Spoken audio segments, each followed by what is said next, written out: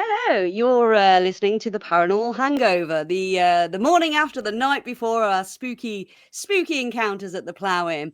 I'm joined today by Lawrence, and I think we're going to be talking EVPs, aren't we? Because a few didn't make the cut into the actual episode, but they were so good. They were class A EVPs. We just actually wanted to do a little separate video on them and showcase them for you guys. Yes, and I think a good way of kicking off would be for you as the paranormal investigator, Abbie, to explain to people watching what an EVP actually is. Well, an EVP stands for electronic voice phenomenon, and it's not something you actually hear with your own ears. It's captured on a recording device. Now, Haunted Devon, we use a Tascam, so it is a high-end recording device. And we had one of these set up on the table, so we're not moving it around. We're not, messing with the mic or anything like that. It was laid flat, so there can be no interference from hands or anything like that can be construed as an EVP, because sometimes you get, especially with these paranormal videos and stuff like that, you get something called audio matrixing. So noises in the background, or if you're like on the mic, you can actually turn that into something in your head, and you can be construed as a sentence.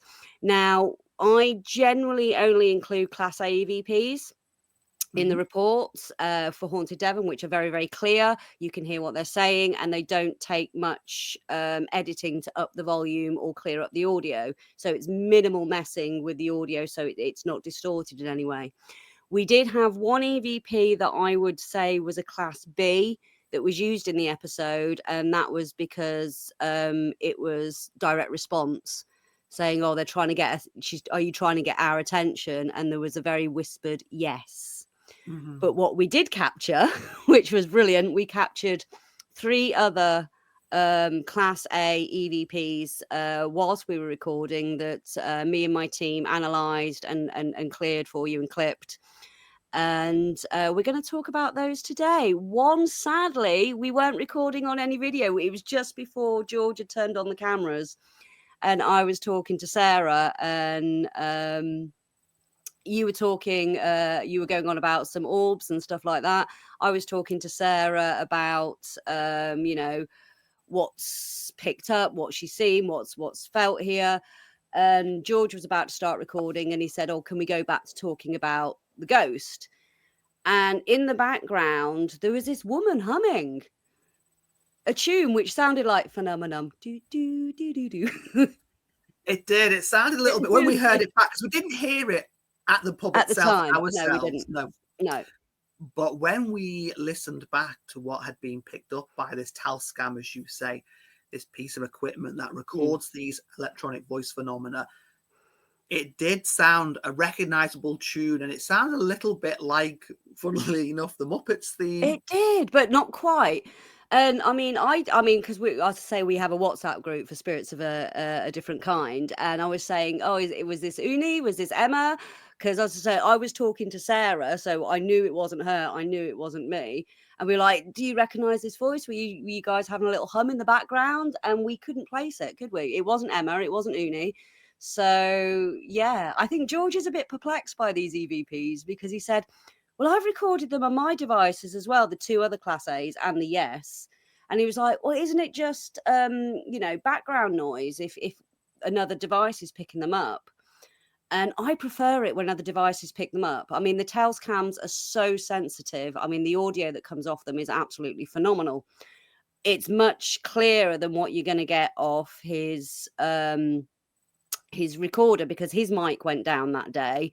So we were literally looking for using the Tascam as the audio, because, as I say, his mic broke, didn't it, on that night? And my Mel meter that does temperature and EMF went as well, because I wanted to sit that next to the REM pod, because we were getting temperature fluctuations to see if anything was actually registering on the Mel meter.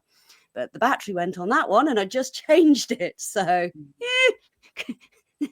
such are the joys of the paranormal. You do get battery drains. But I think I prefer it, to get back to my original point, I prefer it when it's captured on multiple devices, because it's not been overlaid or added in afterwards. It was caught at the time. And of course, people watching have to take our word for this. Oh yeah, yeah. But the fact that we didn't hear anything at the time, We for didn't. us anyway, being there, made it all the more fascinating, It because did. I've been in places where I've heard noises that were impossible to make. Footsteps on stairs when there was no one Yeah. there, for instance. Footsteps, across an empty landing. Mm. And Emma, when she was minding the bar at my old haunted pub, the Royal Standard, was there one night, and she heard every glass and plate smash, every pot and pan clatter to the floor in the catering kitchen. Went out there, not a single thing was out of place. Bloody hell. So these, you experience it yourself, Yeah. paranormal noises, and then the question is, but are these things a genuine material noise, or are they something which somehow just happen in a person's mind? Is it something you just experience yourself? Is that what supernatural phenomena are? The fact that equipment picked up these things Yeah. and we didn't, Yeah. flips that argument on the head and makes it fascinating. Yeah. I mean, also as well, it ties into what we have. I mean, I will play the hum out in a minute for you, as well as we can talk about the other two EVPs. But the fact that we were getting, I mean, me and Emma were dowsing and we were getting congruent answers with each other. It was tying into what Sarah knew. I mean, there was a couple of things that weren't added, like, I said about are you fishing for pilchards? And nothing came up on the rods. And then Sarah said salmon, the rods crossed and the REM pod went off behind me. Yeah. So, it was like a series of events that build up to a whole picture. So we were having the dowsing, we were having the REM pods, we had the ovulus that said Bere, which again, I've never heard it say before. We've used it again since, not said it again. And the fact that we were getting these EVPs. Now, what's interesting to me with these EVPs is it's all a female voice. Mm-hmm. There's not any other male, child, dog. Trust me, we hear it all. We do hear it all. It was just a female voice. And the fact that we were supposedly talking to the spirit of a woman. I mean, does that add more credence or more evidence or more weight? I mean, that's down for the viewers to decide. For me, I find that very, very interesting that we were getting multiple communications on different devices and they were all leading to the same thing. Yeah, when you had that whiskey. Yeah, that's right. So this was two separate buildings or two separate areas? Three, we think. Hang on, I'll let you. Yeah, so can I just know if you want to talk about the ghost a bit again, or the proportion of the ghost? Okay, Lawrence, what do you make of that? Do you know what? I don't know what to make. If I hadn't have been there and I heard this back, I'd probably think it was definitely, a real living person who was humming, because it's so clear. And yes, it isn't the Muppets theme, but we can recognize the similar tune. It's got and so you're a like, few that sounds bars like that are the same. Yeah. So you're like, that sounds like the Muppet, music. But I don't know what to make of it. Really, it's really interesting. What I find interesting as well is it's humming a tune, and the REM pod later on started playing, did this multi-tone tune thing, which was a bit weird. I've only ever known that do that once before, and that was many, many years ago at Salem Chapel. It did it once for like a short burst, and that was it. But this kept doing it about 3 or 4 times. So the fact that, she's or whoever is humming a tune, it wasn't any of us that were there, as I said, because I'd sent it through WhatsApp. Was like, you humming? Do you know what I mean? Anyone humming? Because I'm a great one for debunking our own evidence. But yeah, I thought that was just a very strange coincidence.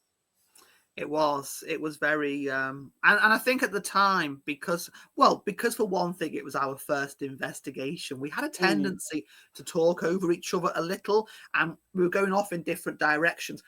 Una in the background was saying, I don't think we should be doing this.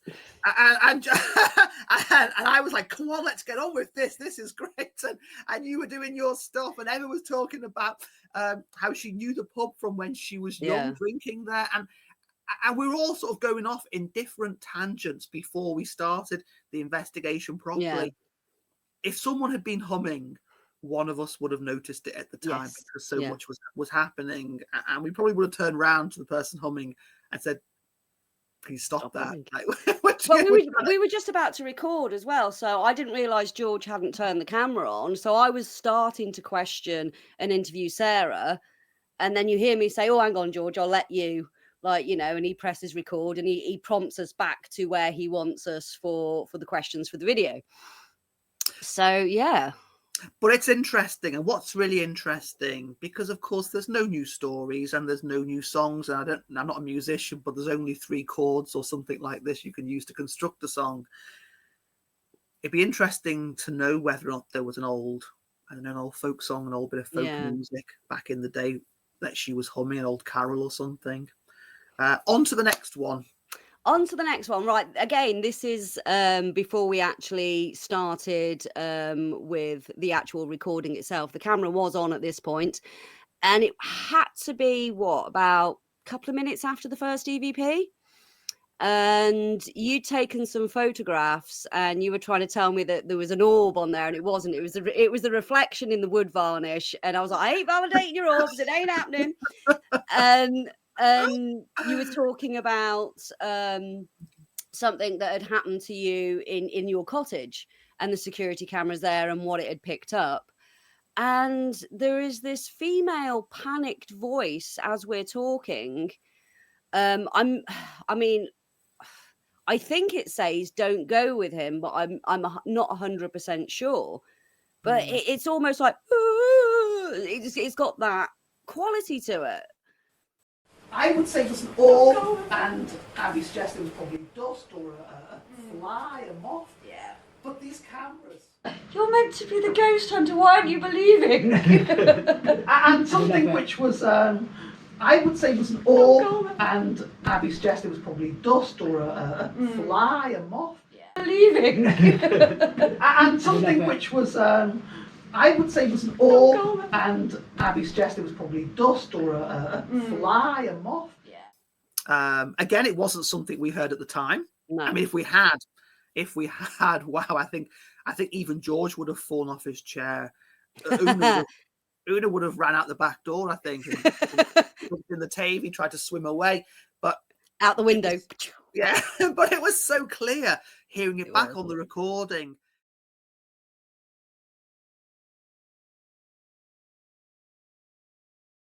The next one,